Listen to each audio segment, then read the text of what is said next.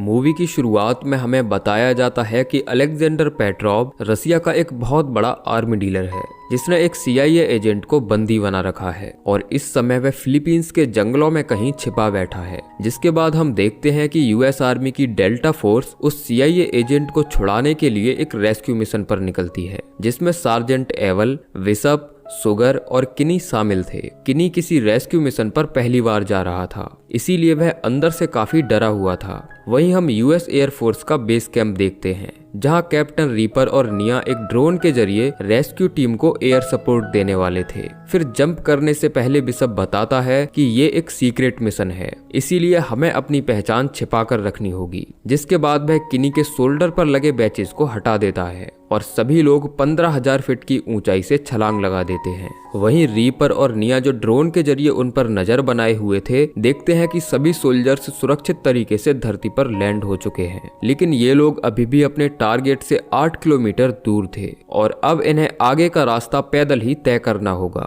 जो घने जंगलों के बीच से होकर जाता है। अब ये लोग बड़ी ही सावधानी के साथ आगे बढ़ते हैं। तभी इन्हें अपने नजदीक किसी तरह की हलचल महसूस होती है और सभी लोग सतर्क हो जाते हैं। जिसके बाद रीपर ड्रोन के जरिए उस जगह को स्कैन करता है, लेकिन अचानक ड्रोन का सिस्टम फेल हो जाता है और स्क्रीन पर उन्हें कोई हलचल नजर नहीं आती। फिर ये लोग अलग अलग डायरेक्शन में जाकर सर्च करते हैं और अचानक एक जंगली जानवर बाहर आता है जो इनके आसपास हलचल पैदा कर रहा था। अब रास्ता क्लियर होने के बाद ये लोग आगे बढ़ते हैं और तभी सामने इन्हें एक बिल्डिंग नजर आती है, शायद जिसके अंदर उस CIA एजेंट को छिपा कर रखा गया है। अब ये लोग दूरबीन से जगह का मुआयना करते हैं और देखते हैं कि पेट्रोव यहाँ अपने परिवार के साथ छिपा हुआ है, लेकिन उस तक पहुँचने के लिए पहले इन्हें उसके लोगों को मारना होगा जो घर के चारों तरफ पहरा दे रहे थे। फिर ये लोग पहाड़ी से नीचे उतरकर अपनी अपनी पोजीशन सेट करते हैं। वहीं रीपर देखता है कि उसके सभी साथी टीवी पर मैच देखने में व्यस्त हैं, जबकि इस समय उन्हें अपने मिशन पर ध्यान देना चाहिए। वह कर्नल को बताता है कि मेरी वाइफ की डिलीवरी होने वाली है और वह हॉस्पिटल में एडमिट है, इसीलिए जब भी उसका फोन आए तो मुझे इन्फॉर्म कर देना। उधर किनी जिस छत के ऊपर लेटा हुआ था, वहां लगे पाइप में वह चिंगम डाल देता है और उसे एहसास होता है कि ये पाइप काफी नीचे तक जा रही है। तभी सुगर देखता है कि हथियारों से लैस कुछ गाड़ियां फार्म हाउस की तरफ आ रही हैं। फिर बाद में पता चलता है कि ये आतंकवादी सईद हाशमी है जो अबू सयाफ का हेड है और शायद वह यहाँ पेट्रोव से हथियार खरीदने आया है। तभी अचानक हाशमी पेट्रोव को गोली मार देता है और दोनों गैंग्स आपस में लड़ने लगती हैं। इस लड़ाई में पेट्रोव के सभी साथी मारे जाते हैं, जिसके बाद हाशमी पेट्रोव के सामने ही उसकी पत्नी का सर कलम कर देता है। फिर वह उसके बेटे को मारने के लिए हथियार निकालता है, लेकिन उसके मारने से पहले ही सुगर उन पर फायर कर देता है। अब इससे पहले कि आतंकवादियों को कुछ भी समझ आता, वह बच्चा अपनी जान बचाकर वहां से भाग जाता है। उधर अब ड्रोन भी फिक्स हो चुका था और रीपर एक बार फिर से उन पर नजर बनाए हुए था। तभी वह किनी की बताई जगह पर बॉम्ब्स गिराता है जिसमें बहुत सारे आतंकवादी मारे जाते हैं। तभी किनी को अपने नीचे कुछ हलचल महसूस होती है और वह देखता है कि 3 आतंकवादी अंडरग्राउंड टनल से बाहर आ गए हैं। किनी उनसे छिपने की काफी कोशिश करता है, लेकिन उनमें से एक मिलिटेंट उसे देख लेता है। अब इससे पहले कि वो उस पर हमला करते, विसप उन्हें शूट कर देता है। तभी सुरंग से कुछ और आतंकवादी बाहर निकलते हैं और पीछे से एवल पर गोलियां चलाने लगते हैं। एवल भी उनका डटकर सामना करता है, लेकिन वह गोली लगने से जख्मी हो जाता है। फिर किनी आकर उन सभी मिलिटेंट्स को मार देता है। वह देखता है कि एवल का काफी खून बह चुका है। वह अपने साथियों को इसके बारे में रिपोर्ट करता है, लेकिन एवल ज्यादा देर तक सरवाइव नहीं कर पाता और वहीं दम तोड़ देता है। फिर किनी रेडियो के जरिए रीपर से बात करता है और उसे तुरंत ही इस जगह एयर स्ट्राइक करने के लिए कहता है। वहीं सुगर और बिशप भी मिलिटेंट्स का डटकर सामना करते हैं, लेकिन तभी एक RPG उनके नजदीक आकर फटता है, जिसके बाद किनी से उनका संपर्क टूट जाता है। तभी रीपर इस जगह बॉम्ब गिराकर आतंकवादियों पर हमला करता है, लेकिन कुछ मिलिटेंट्स किनी पर गोलियां चलाने लगते हैं, जिसके बाद वह पहाड़ी से फिसलते हुए नीचे गिरता है और अपनी जान बचाने के लिए जंगल में जाकर छिप जाता है। फिर वह रीपर से कांटेक्ट करता है जो उसे बताता है कि रेस्क्यू पॉइंट यहाँ से 5 किलोमीटर दूर है। वहां तक पहुंचने के लिए तुम्हें पैदल ही जाना होगा, जिसके बाद हेलीकॉप्टर से तुम्हें रेस्क्यू कर लिया जाएगा। अब निया किनी को आगे बढ़ने में उसकी मदद करती है। दरअसल वह ड्रोन के जरिए उसके आसपास की जगह को स्कैन कर पा रही थी। तभी वह देखती है कि एक ट्रक किनी के नजदीक आ रहा है, लेकिन उनके आने से पहले ही किनी नदी के पास छिप जाता है। तभी एक डॉग उसे सूंघते हुए नजदीक आता है और किनी को देखकर उस पर भौंकने लगता है। फिर एक मिलिटेंट चेक करने के लिए पास आता है, लेकिन किनी उसे दिखाई नहीं देता, जिसके बाद वो लोग वहां से चले जाते हैं। अब किनी नदी को फॉलो करते हुए आगे बढ़ता है। उसे चलते चलते शाम हो जाती है। तभी वह देखता है कि यूएस आर्मी का हेलीकॉप्टर उसे रेस्क्यू करने आ रहा है, जिसके बाद वह तेजी से हेलीकॉप्टर की तरफ भागता है, लेकिन अचानक उसे पीछे से गोली लगती है और वह जमीन पर औंधे मुंह गिरता है। हालांकि ये गोली उसकी कमर पर टंगी प्लेट में लगी थी, इसीलिए उसकी जान बच जाती है। लेकिन अब यहाँ बहुत सारे आतंकवादी इकट्ठा हो चुके थे, जो चारों तरफ से हेलीकॉप्टर पर फायरिंग शुरू कर देते हैं। उधर किनी हेलीकॉप्टर तक पहुंचने की हर संभव कोशिश करता है, लेकिन मिलिटेंट्स आरपीजी से हेलीकॉप्टर की तरफ फायर करते हैं, जिसके बाद उन्हें हेलीकॉप्टर को यहाँ से वापस ले जाना पड़ता है और वो लोग किनी को रेस्क्यू नहीं कर पाते। अब मिलिटेंट्स जानते थे कि आर्मी का एक बंदा अभी भी यहाँ छिपा है, जिसके बाद ये लोग हर तरफ से फायरिंग शुरू कर देते हैं। तभी रीपर ऊपर से बॉम्ब गिराकर कुछ मिलिटेंट्स को ढेर कर देता है, लेकिन अब ड्रोन में लगे सभी बॉम्ब्स खत्म हो चुके थे।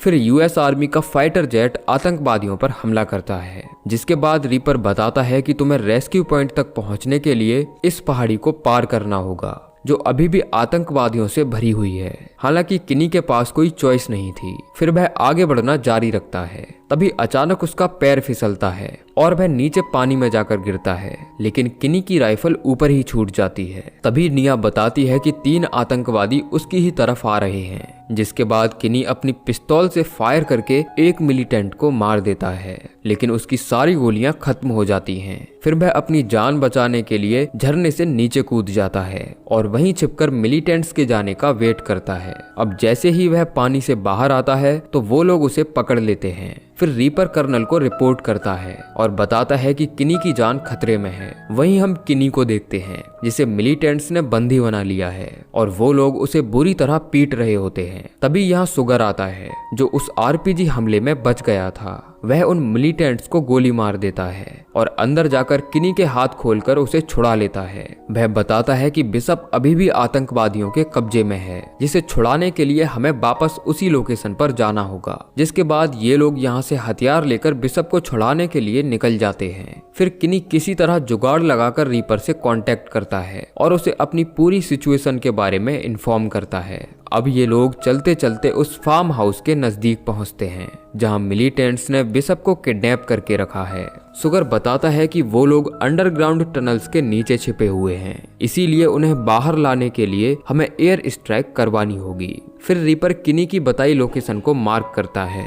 रीपर कहता है कि बिशप को रेस्क्यू करने के लिए तुम्हारे पास केवल 15 मिनट हैं, लेकिन बात पूरी होने से पहले ही सेल फोन की बैटरी डेड हो जाती है। तभी कर्नल रीपर को ऑपरेशन से हटा देता है, क्योंकि वह पिछले 18 घंटे से लगातार काम कर रहा था। हालांकि रीपर ऑपरेशन को खत्म करना चाहता था, लेकिन उसे अपने सीनियर का ऑर्डर मानना पड़ता है। वहीं हम देखते हैं कि सुगर और किनी बिल्डिंग के अंदर जाकर हमला कर देते हैं और सभी मिलिटेंट्स को चुन चुनकर मारना शुरू कर देते हैं। लेकिन आतंकवादियों की तादाद खत्म होने का नाम नहीं ले रही थी। ये लोग जितने मिलिटेंट्स को मारते उतने ही और आ जाते। तभी सुगर को गोली लग जाती है, लेकिन वह जख्मी हालत में भी उनसे लड़ना जारी रखता है। उसी समय एक मिलिटेंट किनी पर गन पॉइंट करके उसे मारने ही वाला होता है कि सुगर उसे शूट कर देता है, लेकिन अचानक उनके पास एक ग्रेनेड फटता है और वहां सब कुछ धुआं धुआं हो जाता है। अब हम देखते हैं कि आतंकवादियों ने किनी और सुगर को भी बंदी बना लिया है। वो लोग इन्हें लोहे से बने एक पिंजरे में कैद कर देते हैं।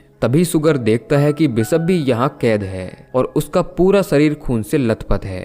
तभी किनी चिल्ला चिल्ला कर मिलिटेंट्स को बताता है कि जल्दी ही यहाँ एयर स्ट्राइक होने वाली है। अगर तुम लोगों ने हमें यहाँ से बाहर नहीं निकाला तो सबके सब मारे जाएंगे। लेकिन आतंकवादियों पर उसकी बात का कोई असर नहीं होता। वहीं हम देखते हैं कि एयरफोर्स का प्लेन एयर स्ट्राइक करने के लिए निकल चुका है। तभी कुछ मिलिटेंट्स सुगर को पिंजरे से खींचकर बाहर लाते हैं, जिसके बाद आतंकवादियों का सरगना हाशमी कैमरा के सामने सुगर को गोली मार देता है। फिर ये लोग किनी को बाहर निकालते हैं। हाशमी उसे बताता है कि 1941 में इस जमीन पर जापान का कब्जा था और उन्होंने ही इन अंडरग्राउंड टनल्स को बनवाया था, लेकिन हमारे भाइयों ने उन्हें हराकर इस जगह पर कब्जा कर लिया।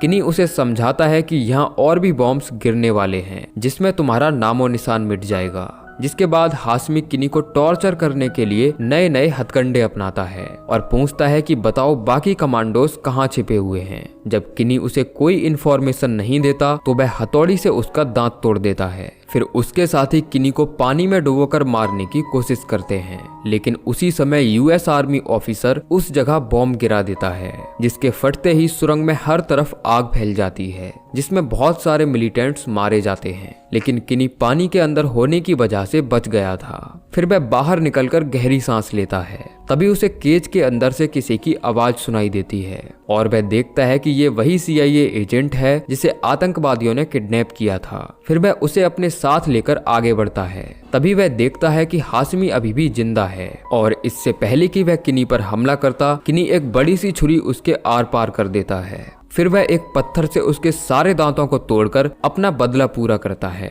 बिशप भी ये सब देख रहा था, जिसके बाद किनी उसे पिंजरे से बाहर निकालता है और अब ये तीनों सुरंग से बाहर निकलने का रास्ता ढूंढते हैं। किनी बताता है कि टनल से बाहर निकलने के लिए हमारे पास केवल 5 मिनट बचे हैं, जिसके बाद इस जगह दूसरी एयर स्ट्राइक होगी। अगर समय रहते हम बाहर नहीं निकले तो हम भी मारे जाएंगे। फिर किनी हाशमी के सैटेलाइट फोन से बेस पर कॉल लगाता है, लेकिन वहां के सभी ऑफिसर्स बास्केटबॉल का मैच देखने में व्यस्त थे। तभी एक ऑफिसर फोन उठाता है।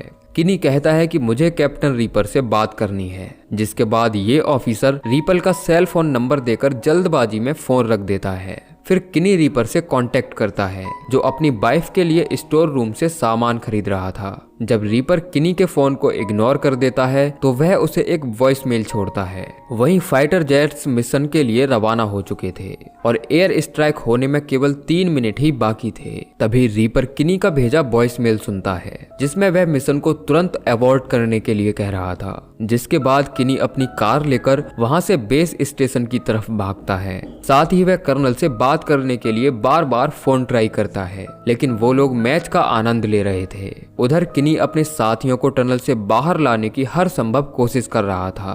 अब इससे पहले कि फाइटर जेट्स यहाँ बॉम्ब गिराते, रीपर दौड़कर अंदर जाता है और उन्हें तुरंत मिशन अबॉर्ट करने के लिए कहता है, जिसके चलते हमले को रोक दिया जाता है और उन तीनों सोल्जर्स की जान बच जाती है। फिर किनी ड्रोन की तरफ हाथ हिलाकर रीपर को थैंक्स कहता है, जिसके बाद रीपर गुस्से में बाहर जाता है और कर्नल को याद दिलाता है कि कुछ सोल्जर्स फील्ड में जिंदगी और मौत के बीच फंसे हुए हैं, जबकि तुम लोग यहाँ बैठकर मैच देख रहे हो। हमारी ड्यूटी देश के लोगों की हिफाजत करना है, ना कि यहाँ बैठकर मैच देखना। जिसके बाद रीपर उस टीवी को ही तोड़ देता है, यानी कि अब ना रहेगा बांस और ना बजेगी बांसुरी। वहीं हम उन तीनों सोल्जर्स को देखते हैं जिन्हें सही सलामत वहां से रेस्क्यू कर लिया जाता है और इसी के साथ ये मूवी एंड हो जाती है।